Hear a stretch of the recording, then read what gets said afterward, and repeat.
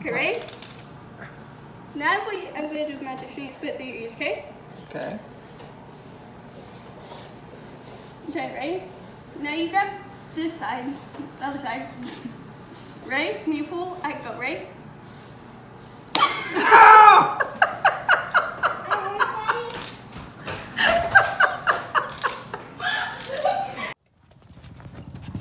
Dang it. Chris, come here!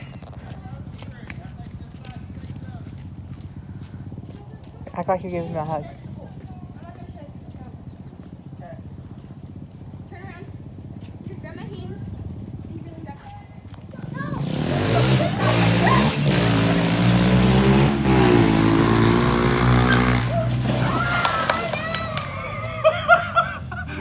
He's about to be with him! Hey, she texted me and said she didn't. He's not gonna get it! He's gonna cry! How do you feel now, Chris? Hi. You throw me out of your butts right now.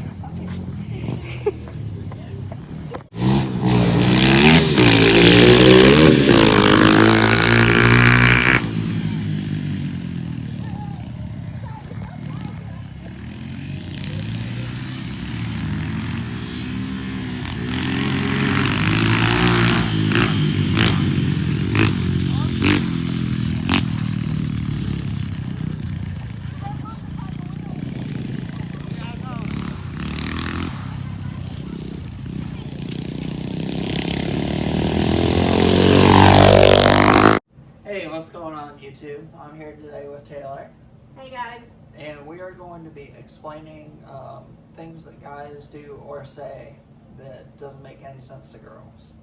Girls, if you're like me and you get all these different weird vibes from these guys, you need a guy best friend like Chris. He will tell you straight up how it is. So I've got a whole bunch of questions. There's about 10 of them that I'm going to ask Chris, and he'll explain it to us. And this hasn't been rehearsed at all. You know, this is kind of off the cuff, real experience. You know, this isn't tailored to make guys look good or women to look good. It's just the cold hard truth about how guys think. Okay. All right, then let's get started.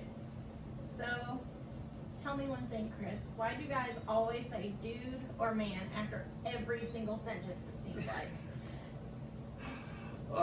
You know, it's just like cursing. You know, if a guy's cursing a lot, it's because that's you know normally how he interacts with other people. You know,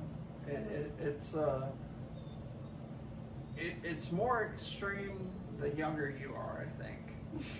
Yeah, there's a lot of frat guys that I've heard like, oh, bro, we gotta go do this, bro. And I'm like, why must you include bra in it, like nonstop? Yeah, so don't let that influence your decision about a guy.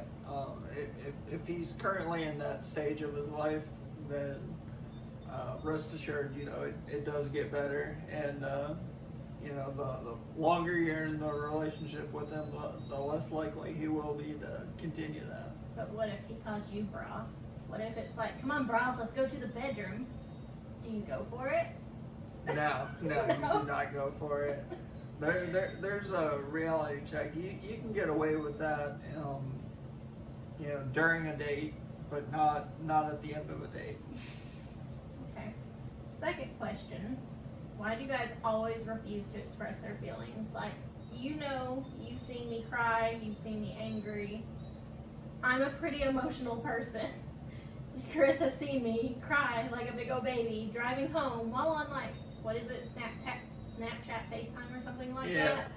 And I'm like, I can't do this no more, Chris. And he's like, oh my God. Like, what's going on here? Well, yeah, it's really how guys process things. You know, we process things in silence most of the time. There's about exactly two modes that guys operate on, and one is, you know, the normal, you know, nothing's bugging them, they're just there, and then there's pissed off. you know, those are the emotions that guys get. We don't really go the you know, trauma has overtaken us and we're breaking down and crying.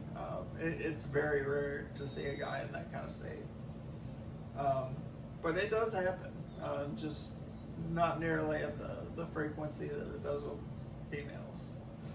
So you're saying that I'm gonna be the one who cries nonstop in this relationship? Yeah. Sounds about right. Yeah, I have not met any guys that are that emotional. You know, most guys are pretty put together and. Yeah. And then the minute their girl starts crying, they're like, oh, what do I do? She's expressing these feelings. Or like, it's really hard, I've noticed, when you date someone and you're like, man, I'm getting all these strong, hard feelings. And then you say it and they're like, cool, bro, thanks. Now, that isn't typical of guys. Guys will, you know, tell you how they're feeling. They just don't have a tendency to react in an emotional way. Okay. Third question. Why do you guys always have to constantly turn every single activity into a competition? Why not? I mean, there's going to be a winner anyway, so you might as well you might as well celebrate the fact that you've you know, achieved greatness in everyday life. But I'm about to like bust your balls and hurt your pride if I beat you. So then that puts me in a position where I'm like, oh, I really like him. I can't hurt his pride and bust his balls all in the same day. So I guess I gotta lose this time. Well, that right there is a fundamental difference between guys and girls, because I'm not gonna throw anything to you. And the same thing with a guy when he's competing with kids. You know, we're not gonna lose to a kid either. Yeah. Okay. Fourth question, which is probably one of my biggest pet peeves, especially if you're talking to me. Why don't guys answer text messages in a timely manner? Like, you've seen it in my text thread that I've sent you from certain guys that I've been talking to. Right. They take hours to answer, and I don't get it. Well, I think the main cause of that is too many notifications. The app that you're talking about, you know, the messaging app, it is kind of separate from that, unless the guy's in a bunch of group chats. Because I know when my phone gets like that, to where I've got, you know, 30 notifications, I just don't even look at it. I'm not smart enough to go in there and mute the conversation that's causing the problem. I just mute the whole phone. So, you know, that's one reason why is, you know, they're just generally not aware that you've texted. However, if you got the red confirmation, then what's going on is the guy doesn't know what to say. Okay, that would explain why I get ghosted a lot. You know, it's not completely ghosted. It's let me think about this and come back to it, and then you just forget to come back to it. Sounds about right. So then, why are you guys always hungry all the time? You know, I don't feel like that's a guy thing. I feel like that's equally a woman's thing. I mean, I guess, but I'm kind of one of those people. I have my 3 meals a day, or sometimes it's 2, because I don't really like to eat breakfast because it makes me nauseous. And then, like, I'll do, like, tiny little snacks just because I know I gotta keep my metabolism going.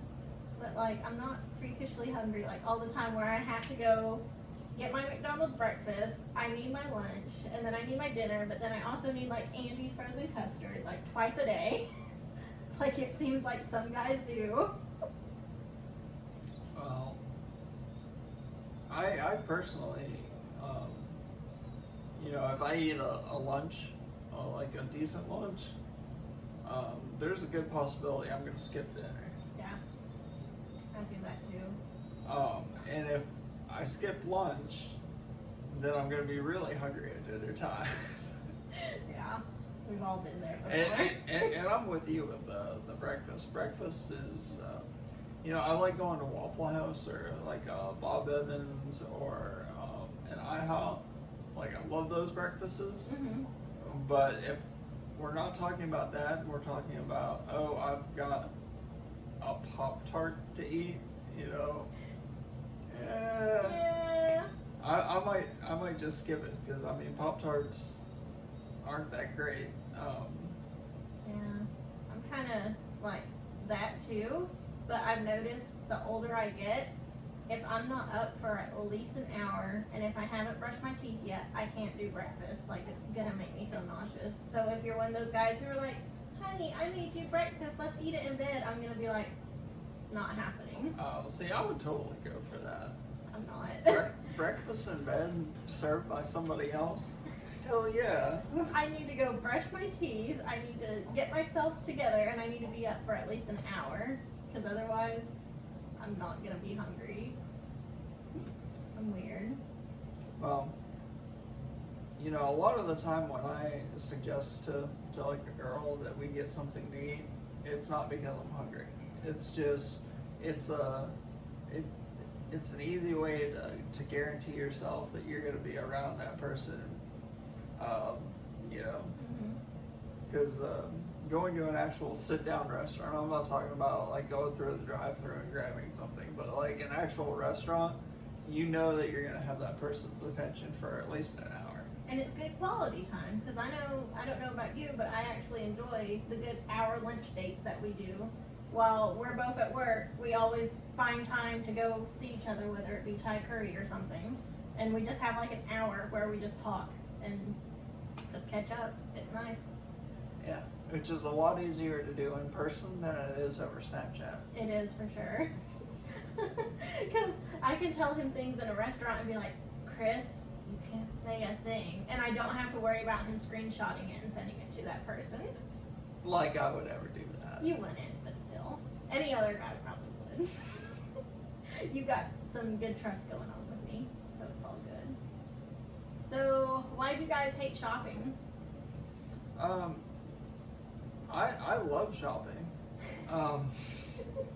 I think where that comes from is that guys are always looking to impress. So part of I hate shopping is I hate to spend money or look like I don't have the money to spend. So I think that's where that statement's coming from is when a guy says that he hates shopping, it's probably more that he just doesn't want to spend the money.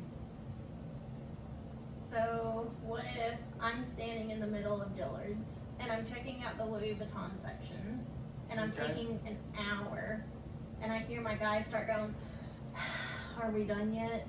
Just pick out a purse, it's not that hard. And I'm looking through the bag, I'm making sure that, there's different pockets and everything to keep me organized. Is it because he's afraid that I'm about to make him spend $1,000 on a purse on me? Yep. Okay. Which, I wouldn't do. I can pay for it on my own. But, daddy's hit me up. So, basically, why do guys always assume that girls know nothing about cars? Because, like that one day I had to take my car in for the little brake issue that I had going on that I told my dad about. And he was like, you need to go get it taken care of. I walked in and the guy was like, do you even know what you're talking about? And I'm like, to a point, yes, but it never fails. If I take my car in somewhere or even just to get a standard oil change, guys act like I know nothing about my car. Why is that? Well, I don't know where you're going that you're having that much trouble because when I take my car in for the oil change, that's all I say is, hey, I'm here for an oil You're change. a guy though. They don't ask you the questions of, well, is it synthetic blend or is it regular blend? And how many cylinders is your engine? And when you say, I don't know, like you're at Yeah. their dealership, you should know these things. I never get asked that stuff. They just kind of look at the sticker from the last time. You're so lucky.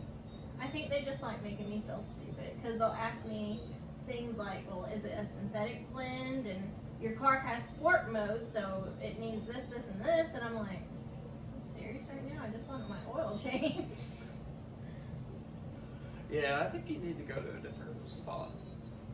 No more dealership. Yeah, no more dealerships. Go to Van Allen Tire Center. That's such a long drive for me, though. But Yeah, I don't know. I'll go there The and shops come- in your area. literally, or Nissan and Jim Grizzle Tire. That's where I've always gone. And It seems like Jim Randall Gristle. Ford. Jim Gristle should know what to do without asking you a bunch of questions. No? I walk in and they're like, can I help you? And I'm like, yeah, I need my oil changed. And they're like, well, what kind of car? And then they start asking me the things that I mentioned before. And then they'll be like, do you want to wait here or do you want to pick it up? And usually, if I'm bored, I'll sit there and I'll be like, I'll wait. It's not going to take that long. Because plus, it's a 10, brand new 15 car. minutes. Yeah, I want to make sure they're not going to screw nothing up. And then they always magically come back and they're like, oh, you need this filter. And I'm like, huh? And they're like, yeah, it's a filter. You really need it. Or they'll say that I need like new brake pads or something. Wow. I don't know if I'm just getting bad service because that never happens to me. I know, and you would think buying a brand new car off the lot, you wouldn't need new brake pads or filters or anything like that.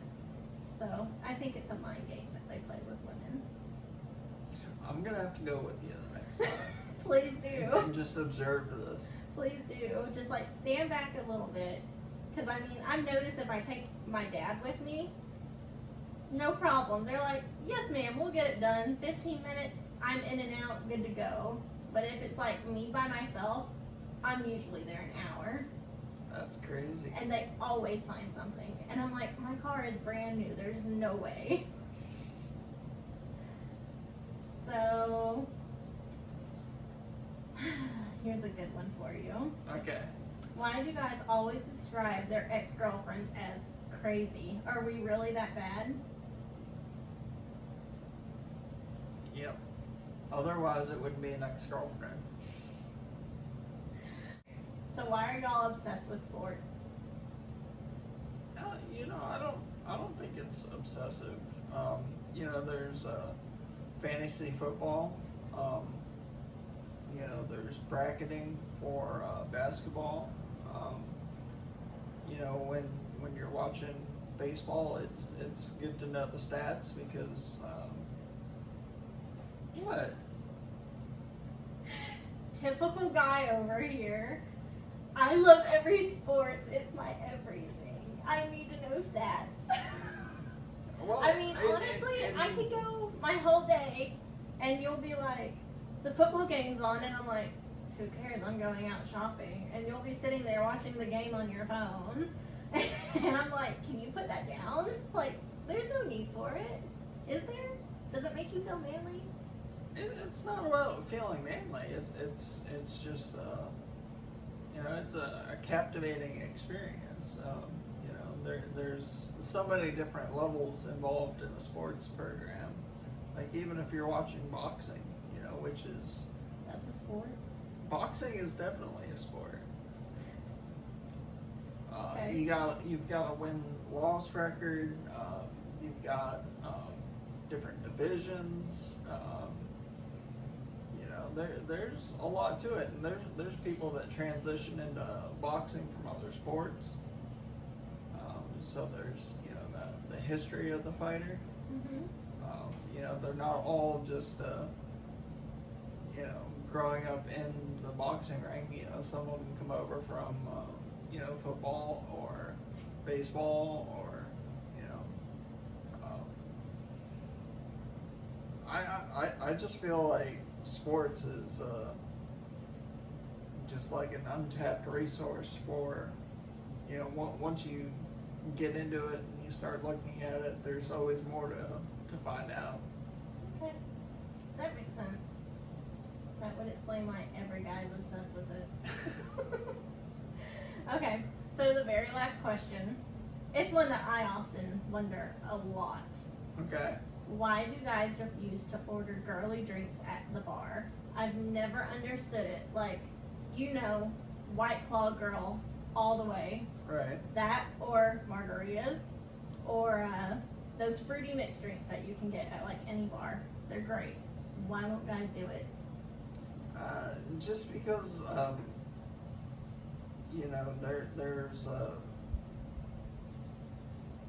there's knowing what you're gonna get, and then there's not knowing what you're gonna get. If I order a rum and coke, I'm getting a rum and coke. I know what it's gonna taste like.